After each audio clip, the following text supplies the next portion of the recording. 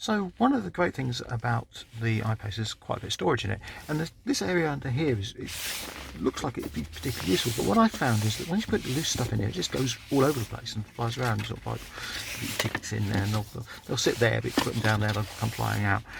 Now this is obviously a common thing because Martin van Martins, I think that's how he says it.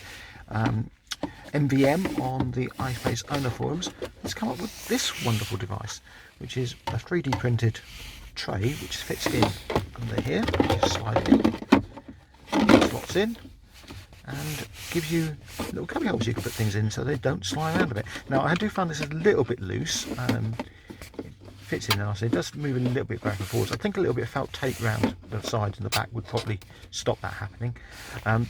The other thing is being 3D printed material, it's not particularly resilient to scratches, but you're not going to notice that down there. That's really good. And I just like the way he's laid out the compartments.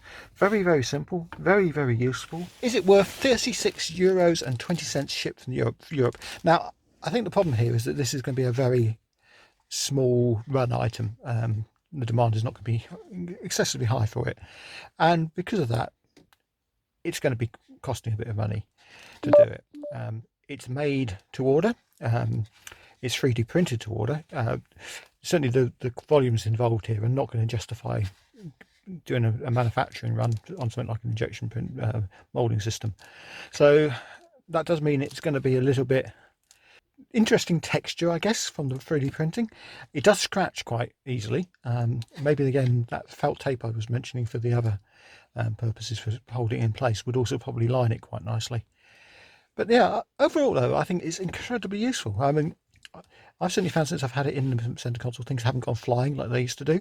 I like the shape, the design. It seems to be perfect for what it's supposed to be. So yeah, I'm going to recommend this one.